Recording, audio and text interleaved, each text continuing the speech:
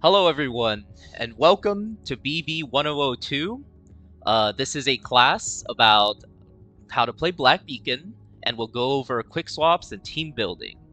This is a 0.01 credit hour course because it will only be today's lecture, but there will be homework that I expect you to submit by the end of next week, which is when grading has to be turned in. I am your professor, Yeridil, and hopefully you learned something from this course, and we're going to skip introductions from each of the students because we have to cover our material. So first up, our syllabus. Since it is a one lecture course, it will all be covered in today's class. First, we're going to go over gameplay mechanics, which include the class identities, the tenacity bar, elemental anomalies and overload, combo, ultimates. And then after that, we have to talk about the one character that breaks every single one of these mechanics, Ozzy. And after we go over all these mechanics, we'll go over how to do quick swapping to optimize interacting with each of these gameplay mechanics to our benefit, as well as various guides for different supporting characters. Finally, we'll go over a little bit of team building, and of course, I have to assign you your homework assignment. So first, let's go over some class identities. In Black Beacon, we have three different classes. One is Destruction, which is the main DPS class. This is the class that usually will take up the most amount of field time and does the most amount of damage. You expect them to do more than 40 or 50% of the total party damage. The Breaker class is the sub DPS class. It usually creates some sort of summoning device, or in Jisha's case, is Torrential Blades, that does damage without taking up any field time, and usually lasts around 15 to 20 seconds. It does not necessarily have to break the tenacity bar very well, so the name Breaker is actually a bit of a misnomer. It should just be called sub DPS. And third, we have the Assist class, which consists of buffers and debuffers. This is the class of characters that help your team do more damage by literally just increasing the numbers that you see on your screen. And also, this class includes all of the healers. Well, most of the healers. So now let's go over gameplay mechanics. When you load into a game of Black Beacon, you see this screen here. And each of these represent an important part of gameplay. On the top left, we have the timer. This is relevant in both leaderboards and also in multiverse, because you need to kill multiverse bosses in 1 minute and no, not 1 minute, 2 minutes and 30 seconds for you to get max rewards. And your goal is obviously to kill the boss in front of you in as little time as possible. Up here at the top, we have the boss, their HP, and their tenacity bar. We'll go over what the tenacity bar is in a later slide. In the top right, we have the combo meter. This is a mechanic that allows your characters to do more damage for a short burst of time, and is extremely important in determining which characters are better than others, because this combo is ideally when you would be doing the most damage. Down here is your character HP bar, along with your vigor. Your vigor is effectively your mana bar. You'll be consuming your vigor to use abilities. For example, Ozzy here, her S1 and S2 both take 1 vigor point to use. Over here, you can see the vigor and HP bars of your characters that are in the backlines. When the characters in the backlines regenerate vigor at a faster rate than the character that is on field. And in the bottom right, we have the different buttons that you use to input your skills. We have the basic attack here, S1, S2, ultimate, and dash. Now, the tenacity bar is an important part of obliterating a boss. At the start, it should be full, and then as you deal damage to the boss, you'll see that it goes down every time you hit it. When it goes past the first pip, you deal 10% extra damage. After it goes down past the second pip, you will do 20% extra damage. And when you completely annihilate the tenacity bar, you'll do 50% increased damage, which is a lot of extra damage. and then the boss will go into a broken state where they don't do any actions and start regenerating their tenacity bar. So you get a short window of time to burst the boss with as much damage as you can.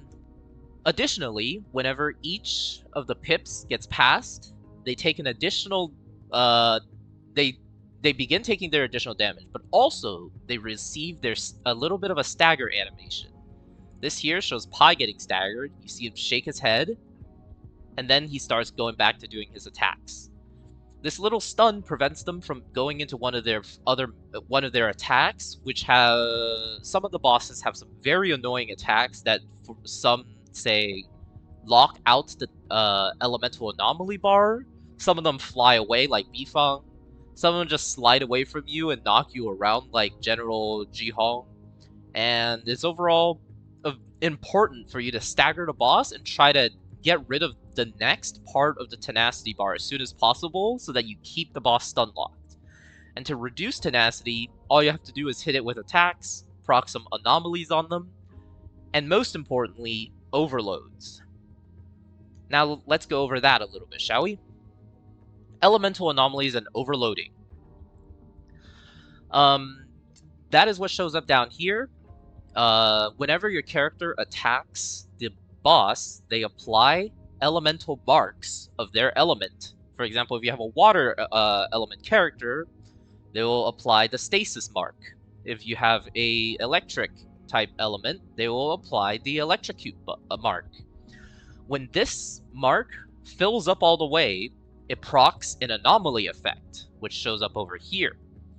And while this anomaly effect is active, you can accumulate more elemental marks. For example, right here, my team has procced the lightning effect around 8 seconds ago, which allows me to stack up more lightning marks over those 8 seconds. And then when this anomaly effect mark goes away, it allows me to proc all these elemental marks for a massive burst of damage once more to apply electrocute again. Same thing with stasis. Overload is what happens when you proc an anomaly while the enemy is already under a different anomaly effect. This here, it will be first here, I proc the electrocute effect, then I proc the stasis effect, which causes an overload.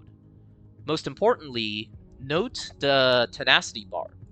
At the start, you see that the first electrocute causes the bar to go from here to here, and then the stasis caused the bar to go from like here to here. Overloading is how you destroy the tenacity bar extremely fast, and is what makes Black Beacon a game that highly discourages mono-element teams, because you want to be able to apply different elements so you can overload and destroy the tenacity bar really quickly. Some more gameplay elements. The combo meter can build up twice. There are 2 different combos. They build up when you activate various skills, and also when it's full, it allows you to activate a short burst. The first time you build up your combo, you have this gray, silvery combo effect, and then when you fill it up, you get a combo that looks like this, where the meter ticks down. The second time you activate combo, you fill it up with this yellow circle with more visual effects, so that you know that you're filling up your second combo. And when it's full, you activate a combo that lasts about 50% longer, and it looks like this. Ultimates. Ultimates are the most unique thing about Black Beacon, because they have many different effects. Be sure to take out your pen and paper, because this will be on the exam, so take notes on what ultimates do. The first thing it does is stop the clock.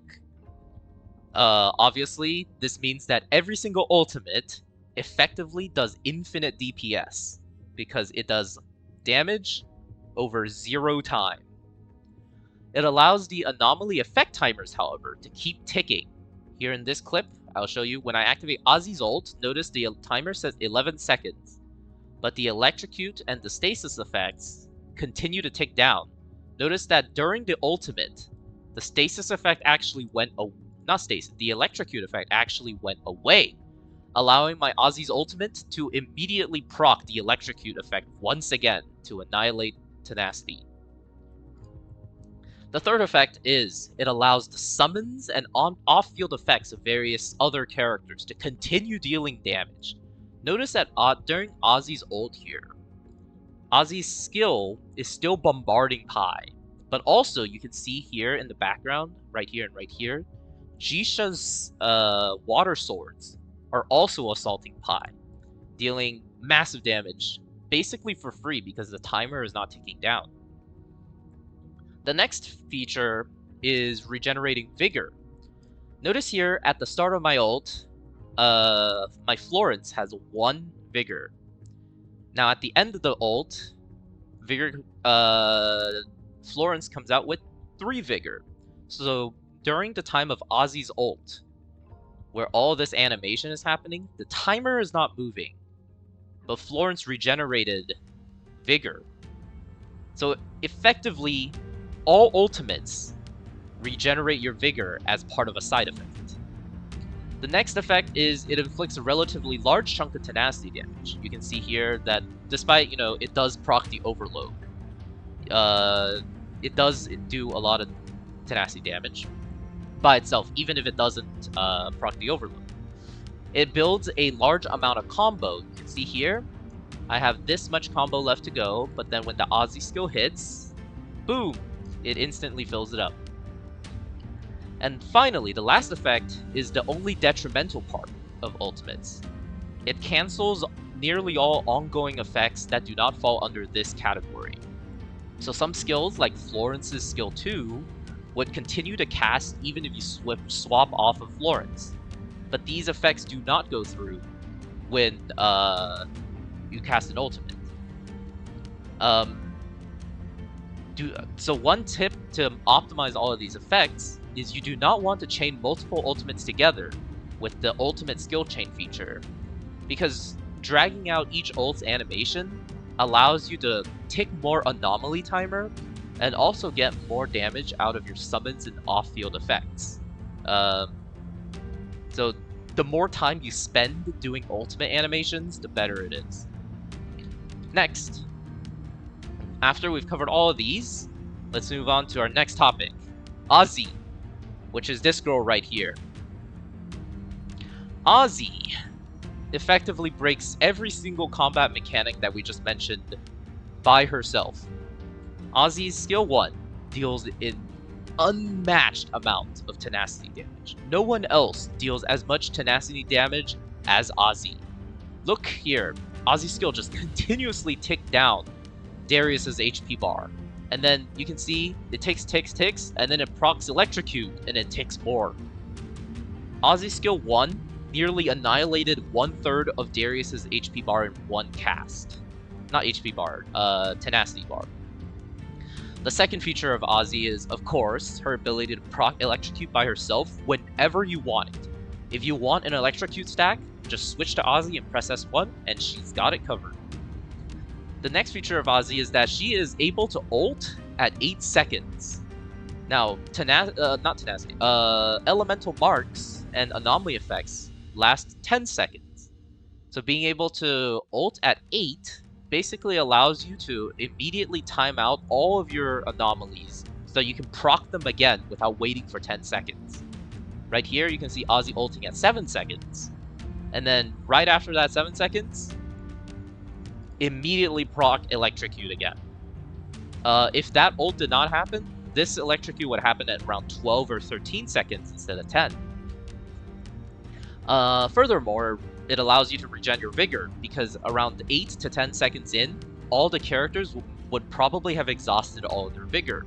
So it's good to have a refuel of everyone's juice so that you can continue your rotations. Furthermore, as you probably noticed already, Ozzy builds an unmatched amount of combo gauge. By herself, she is able to fill up the combo gauge just by clicking S1 repeatedly. You can see here, Ozzy's S1 starts ticking right here. You can see the bar ticking up, and ticking up. And then next time around, and then she ults, and that's a gigantic chunk right there, just like that. And then she clicks S1 again, and it ticks, ticks, ticks, and you have your combo. Because this team is so quickswap friendly, Yuli teams are actually able to get the combo at 12 seconds.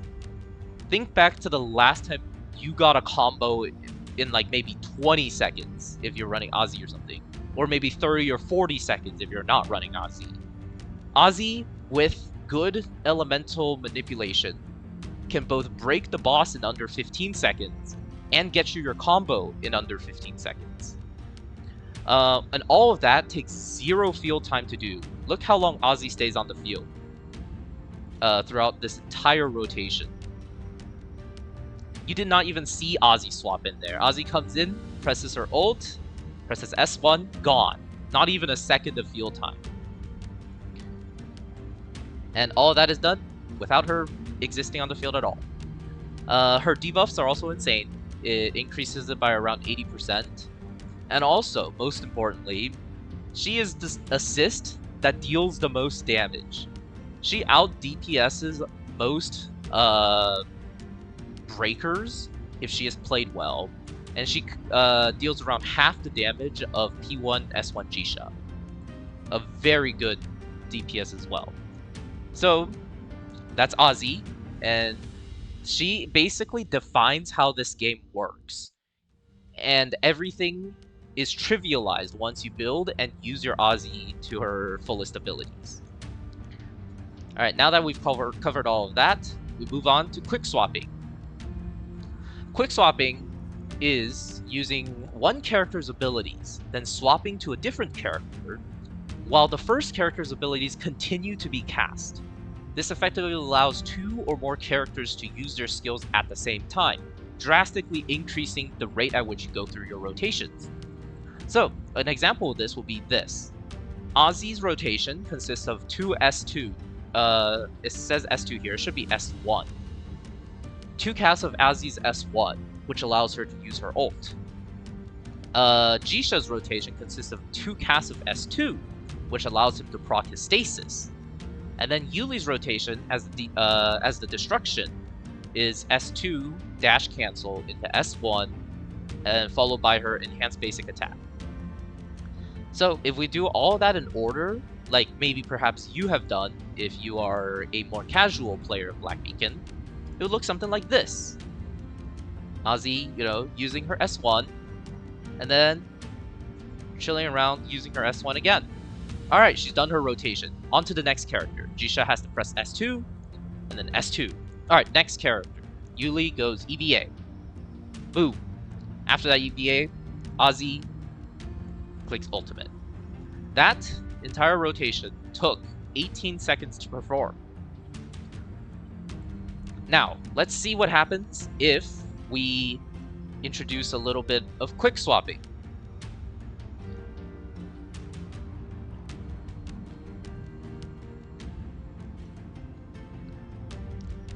This entire rotation was done in 7 seconds.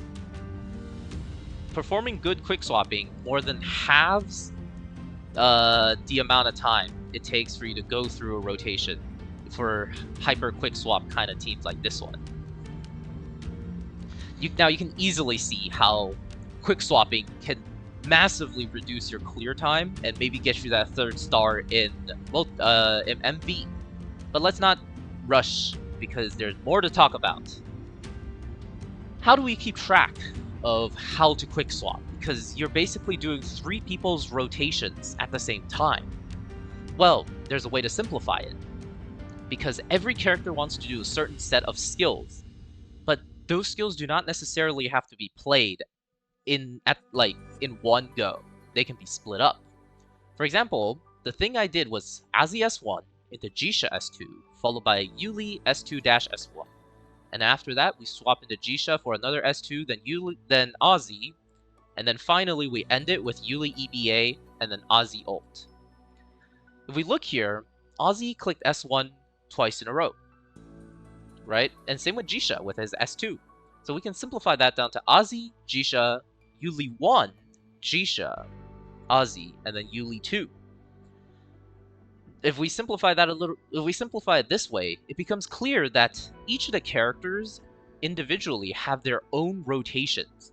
And the final rotation is basically just piecing together parts of each of their rotations in such a way that we're alternating characters as much as we can. So we go Ozzy, Jisha, Yuli, Jisha, Ozzy, Yuli. The first time Yuli comes in, we need to do this. And then the second time Yuli comes in, we do this. So now, to quick swap a team, all you have to do is remember the number that corresponds to the part of the rotation that you last did. And every single character can be simplified in this way. So say you want to run, what's another good example? Say you want to run Wuxi. The first time you switch in, you do an S1. The second time you switch in, you do an S1. The third time you switch in, you do a S2. So you just remember, oh, I did the first part of Wuxi, so the next thing I need to do is the second part of Wuxi. Very simple. Before we continue on to the characters, let's first note this. Herbalist is very bad when you're quick swapping. Outstanding Herbalist is an interesting little ancient mark that gives a massive 12% increase in attack power. But there are two conditions to activate that 12%. First, the person holding the Herbalist has to have full vigor. And second, the person that you want to receive the 12 attack has to have not full vigor. From what we saw earlier, every unit wants to use their skills as much as possible. Look at how much we want to swap in Ozzy. That makes it so that the first condition is hard to achieve. And secondly, every single unit has to have full vigor during combo. It has full vigor during combo, which means that the second condition is never active during combo, making Herbalist effectively do nothing during the time that you want to do the most damage. In conclusion, Herbalist is extremely bad, and if there is an alternative to Herbalist that you can use on your characters, you should use that alternative. Alright, let's go over a quick overview of every single support character. I'll be ignoring all the almost all the destruction characters that will be played as DPS, because that is what I'll be assigning to you for homework. First, Ozzy. We've already gone over her, so let's just go over her again. Also going over the things that will be displayed here. First, I have the value of the character, which means how much you want this character in your party. For Ozzy, it's immeasurable. Every party wants Ozzy because she is so powerful. Her damage is 4 out of 5, as we've shown earlier. She does immense damage for the amount of field time that she takes up, which is negligible. Her anomaly is unmatched throughout the entire game, where you just press S1 and you proc the anomaly. Her ultimate comes up in 8 seconds. That is just absolute insanity. And this is a list of all of her buffs. First, we have 44% resist shred from the passive. The 44 only comes in when she is P4 or above. 10% thunder shred from talent 1, 10% defense shred from talent 4, and more damage resist shred from potential 1. And then Thunder Anomaly Resist Shred from the weapon. And 8 to 16% attack buff from her weapon. Her rotation is extremely simple. Just click S1. When S1 is not up, you swap her in, and you click S1. This is her Ancient Mark build, optimized for damage, because she has no replacement for Outstanding Herbalist, except Tree Guardian's Wand, which increases her damage dramatically. EM is a must, but all the other stats don't really matter because Ozzy's S1 and Ultimate do not do that much damage compared to the amount of damage her Anomaly procs do. So you can put crit rate or crit damage, or attack or pierce. These two are about the same. Next, Zero. Her value is 4 out of 5. Most teams would do pretty well with Zero. She does really little damage, and her field time is long. But she is able to proc Anomaly relatively easily. You can either do S1, S1, S2, S2, followed by the enhanced basic attack that she gets at the end of her second S2, or you can just do S1, S1, S2, S2 twice. Her ult charge is relatively long, because you don't get it until more than around 20-25 seconds into the fight. But her ult has a few interesting properties. It is one of the only ults that do not stop the boss from moving. It does pause the timer, but the boss still moves, meaning that sometimes the boss might run away from you or do an attack during your ultimate, and that's bad. But you can also use that ultimate to your advantage to iframe some attacks that you really don't want to do. Some that come to mind are, say, Bifeng's wind attack that blows you away. You might be able to skip that attack with it. Zero applies some of the most attack buffs in the game. She applies 38.5% from her skill 2. She applies 20% crit damage buff from her talent 4, and having potential 2 gives another 10% more attack. Her quick swap rotations are relatively simple. You can either break her skill 1s and skill 2s like this, followed by the EBA if you really need to proc the glare, or you can split all of these skills up. You can honestly group each cast of her skills in any way you wish. If you want to, you can go S1, next time S1, S2, and then the third swap, S2, EBA. Just whatever suits you the most. Inside a combo, Zero only has to click S2. That's the thing that applies the most glare, and also is the one that gives you your attack buff. Her setup looks like this, where she uses Philosopher's Maze because she is capable of proccing glare, and Philosopher's Maze gives you 16% more damage during your combo, which is a lot better than the trash Herbalist. Zero's damage is really bad. Just put any offensive stat and it'll be good. Next up is Ninsar. Ninsar has a value of 4 out of 5, though if you don't have her signature, it might be closer to a 3 out of 5. Ninsar does actually decent damage because she has really large multipliers on her skills and her basic attack. Her field time is middling, but her anomaly is really, really bad. To proc erosion on Ninsar, you have to do S1, basic attack, S1, basic attack, S2, and then you have to do that again for you to get that erosion proc. Meaning that you won't be doing erosion almost until you already got your combo. Meaning you'll get no overloads if Ninsar is your only erosion. But to make up for that, oh, and also her ultimate is really, really slow. You will not get your ultimate until after your first combo. But to make up for that, Ninsar has some of the strongest buffs in the game. She buffs base attack, which further gets modified by Ancient Mark attack percent and also attack percent buffs for like Zero's buffs. And 875 is an incredible amount of base attack to add on. She also buffs 20 to 40% damage resist shred. This scales with her weapon, which means that Ninsar's supporting ability scales a lot with Sig dupes. S5 Ninsar actually buffs more than Ozzy. But, again, Ninsar does not have all the utility that Ozzy has, so Ninsar is still valued worse than Ozzy. Her quick swap rotations are as follows. The first time you swap in, you need to do S1 BA. The second time you swap in, you do S1 BA again, and then you do an S2.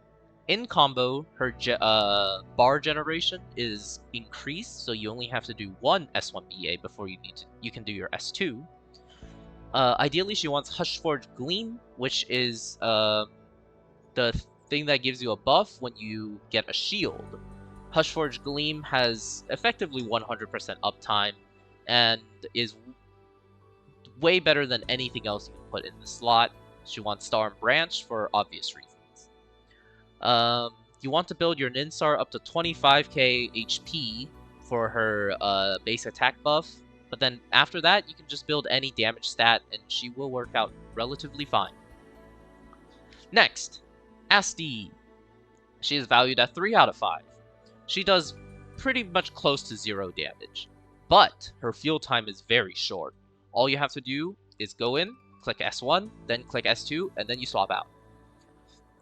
Her anomaly is actually not the worst. All she has to do is click S1, S2 twice, and you can proc your stasis. However, her ult gen is also kind of slow. She gets her ult later into the fight.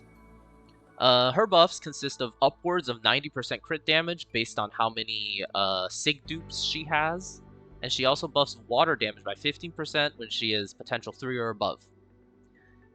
She would like to run Hippocratic Oath, which is the healing set that buffs your attack. It's the best thing she's got, and it's honestly one of the best supports. Best support AMs if the character can run it. Asi's damage is terrible. You need to max your HP for this crit damage buff, and then you can run whatever offensive stats you want, and she will do fine. Hefe, the worst supporter.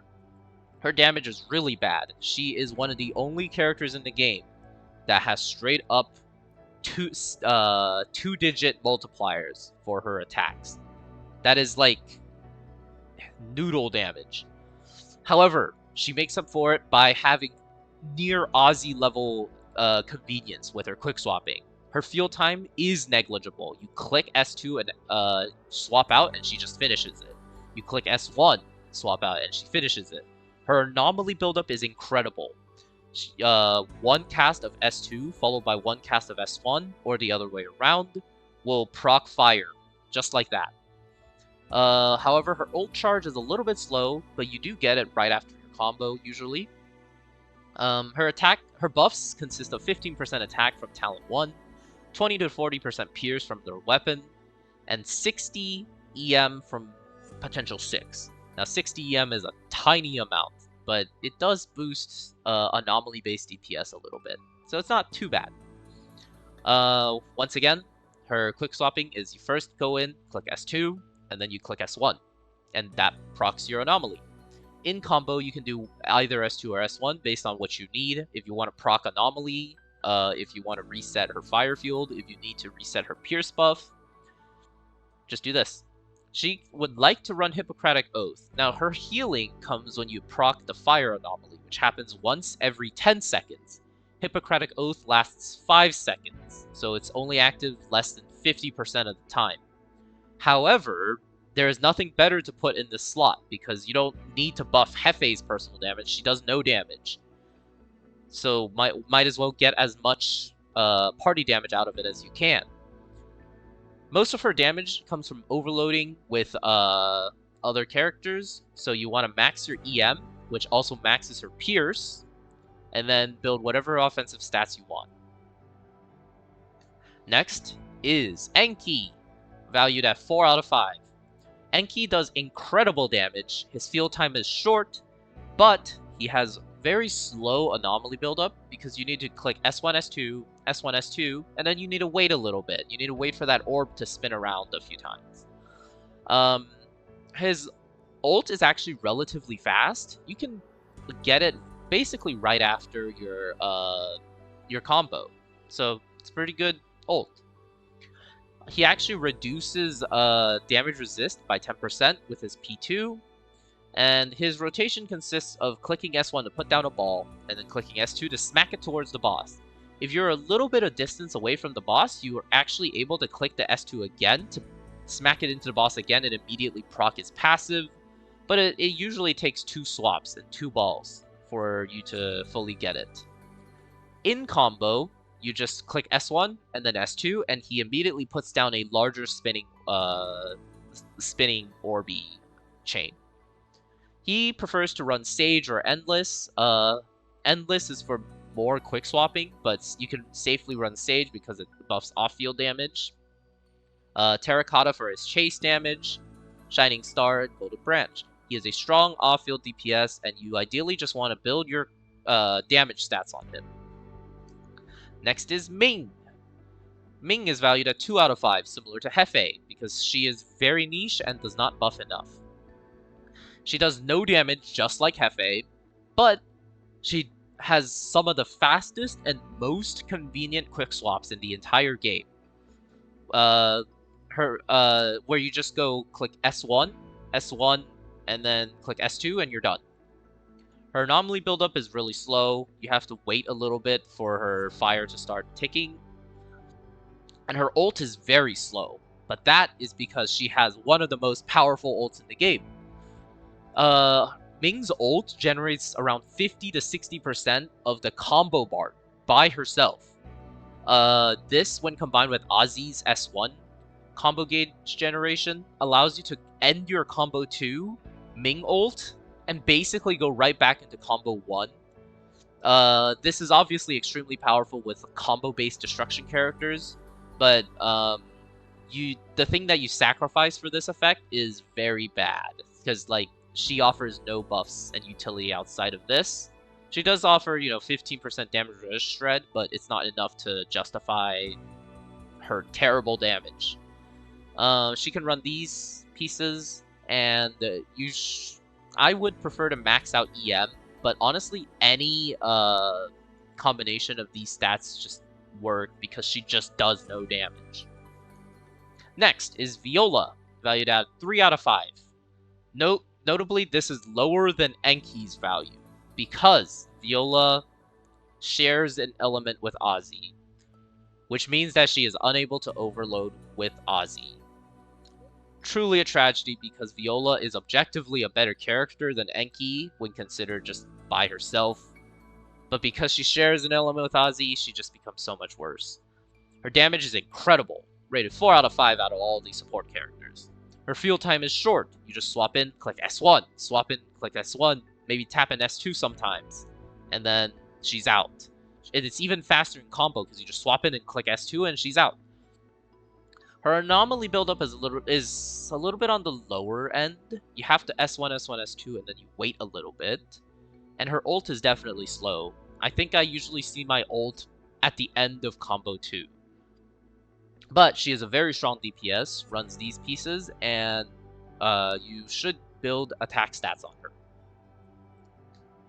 Next up is Wuxi, a destruction character. Some might be surprised to see him on this list, but Wuxi is in my opinion, one of the best supporter characters in the game. He does incredible damage, but way lower than if he is the main DPS. His field time is negligible. He clicks S1s and his enhanced S2, and he just immediately switches out. You don't have to stay on him ever. His anomaly buildup is very good. He clicks S1, S1, and enhanced S2, and you let it run, and it just procs erosions. Simple as that. His ult generates relatively fast. You usually get it in the middle of your combo 1, which you can pop either in the middle of your combo or right after your combo. His supportive ability, aside from his really good anomaly buildup, is right here. His talent 2 occasionally inflicts a 30% damage resist shred, which is active for I think around 2 seconds. So it has relatively low uptime, but it is definitely there, and you might see some very large damage numbers occasionally when you're running him in Quickswap. His role is basically just a breaker. He is kind of an off-field DPS, and he mostly does his supporting while he's in combo. This is his build, and he prefers to run Pierce, crit rate, crit damage because his potential gives him 40% attack. Next up is Lagos, the worst character in the game. She does decent damage. Her field time is long. You have to do S1, S2, and wait out nearly the entirety of her EBA before you can swap out of her and to get her notes. Her anomaly is very bad. She S1, S2 EBAs, and you just have to wait and wait and wait and hit the boss until you get a glare proc. But her ult gen is actually really fast. I think I usually get my ult before I even click combo. It might be placebo, but it's either fast or middling fast. She gives no buffs. Let's not talk about it. And the set that she runs kind of depends on what you want her to do. If you want her to buff your party damage a tiny little bit, you run Oath. If you want her to do personal damage, you run either Corona or Sage. And then you want all of these. Lagos does okay damage, so you want to build her for offense. So attack, crit rate, crit damage. Her heals actually scale off of attack, so ideally you probably just want to build her attack and call it a day. But she is a bad character, and you should avoid using her unless you really, really like Legos. Next up, we go flip to the other end of the spectrum by going to the best character, Jisha. His value in a team is immeasurable. He makes up a team basically by himself. His damage is off the charts. He is so strong that he outdamages the main DPS unless you have extremely high potential investment in your DPS. His field time is negligible. He swaps in, he clicks S2, and he immediately swaps out. His anomaly buildup is insane. You can just click S2 twice, and that will immediately proc stasis. And he builds his ult actually relatively quickly. I usually get it right after my combo 1, but if you use Jisha more on field, you'll get it in around 16-18 seconds. The most noteworthy thing about Jisha is that his ult takes a really, really long time to complete, which means it will time out every single anomaly effect on enemies, allowing you to proc anomalies again, and also allowing you to do a lot of damage with his off-field damage torrential blades and any other breaker effect that you have going on, and even Ozzy's S1. His quick swap is easy. You switch him in, and you click S2, and you switch him out. He runs Endless, Terracotta, Shining Star, Golden Branch. I don't know why I didn't screenshot his build and put it here, but that's it. And you should build him with attack stats. And finally, we end with our last support character, Ariadne. I value her at 4 out of 5, around 0, and Ninsar. Her damage is really bad, around 0's level. Her field time is middling. She's a little bit faster than 0, I think, but also somewhat more inconvenient to use than 0. Her anomaly buildup is good. All you have to do is S1, S1, S2, S2, just like 0. And her ult is actually kind of fast. She can ult right after combo 1, usually. But the one noteworthy thing is Ariadne's skills generate a really good chunk of combo. She does not generate as much as Ozzy, but it's good enough for you to get your combo at a reasonable pace. Her buffs run a very wide spectrum. She buffs a lot of elemental damage boost from her passive. She buffs type damage boost from her passive. She has a damage resist in her weapon, and she scales really well with her weapon, just like Ninsar. And she gives a damage boost buff during your combos, which is her potential 1. She can increase combo duration by 3 seconds, a buff that is seen nowhere else, and that is in her passive, and that gets buffed up to 5 seconds when you are potential 6. These are her her quick swap rotations. Ideally, you want to max out your light percent to buff her passive elemental damage boost. The other stats don't matter because she does so little damage, so you can buff her damage or you can buff her healing. And you change your Tiger for whatever damage type you want to buff. If you want to buff chase damage, you switch to Terracotta. If you want to buff charge damage, you put in a Dragon, etc. And that's it. Now we move on to a little bit of team building. So, how do we build a team? Every team should have ready access to at least 2 different elements on demand, because that is how you break tenacity. First, you choose your DPS, and this is a lineup of the DPS characters in the game. If you have like P6 Viola also goes here, but for low investment, just these characters. Next up is add Ozzy. Every single team like doubles, triples, quadruples in efficiency just by adding Ozzy. There is no replacement to Ozzy. And then you find a supporter that either has middling to good anomalies so that you can proc overloads, or shares the same type as your DPS. For example, if you're playing Wuxi, you can play Ninsar. If you're playing Qing as your DPS, you can play Asti.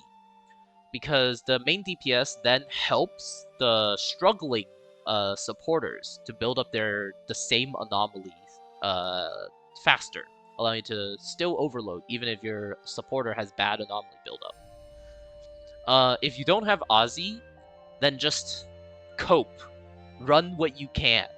Add either a breaker so that you have kind of an off-field effect that keeps proccing your overloads for you, or you can run just a middling to good anomaly buildup and proc the overloads yourself. As of 1.2, these are the teams that show up on leaderboards the most. In 1.2, this team right here is number 1 on the leaderboards, followed by this team being number 2 on most leaderboards. These are the 2 strongest teams in the game. There are variants to these teams, such as running Jisha instead of Ariadne,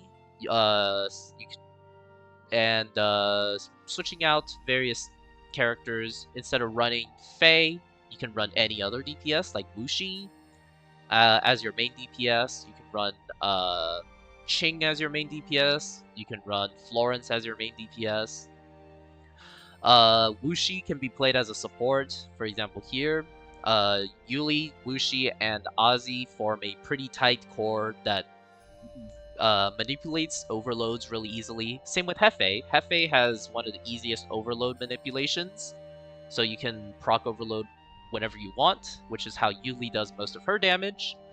Florence is a hyper carry character that can be run with 2 supports that and Flo herself applies really good fire, so she does not necessarily have to have a good over anomaly applier as one of her supports.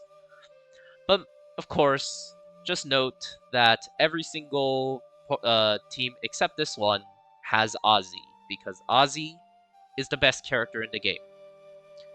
So now we reach the end of today's lecture. I have your homework assignment. Build your Ozzy. That is your first assignment to S1 minimum.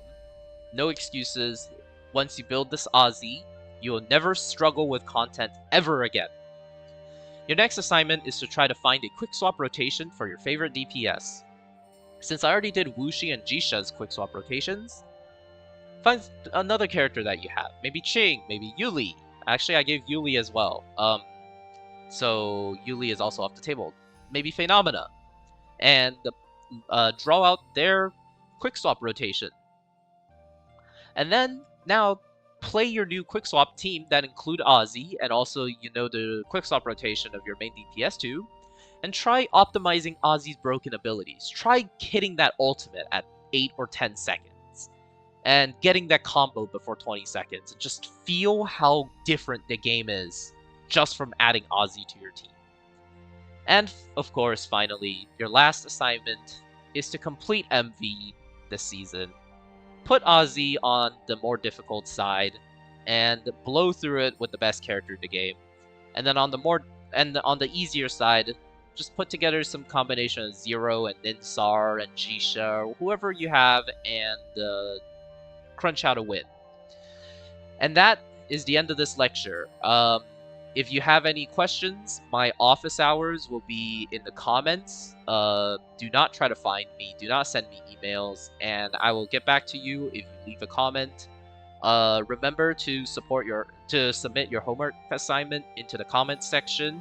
You will be graded, and your exam will take place in 2 days when the next MV season rolls around. I expect all of you to get 18 stars on both sides of the next MV.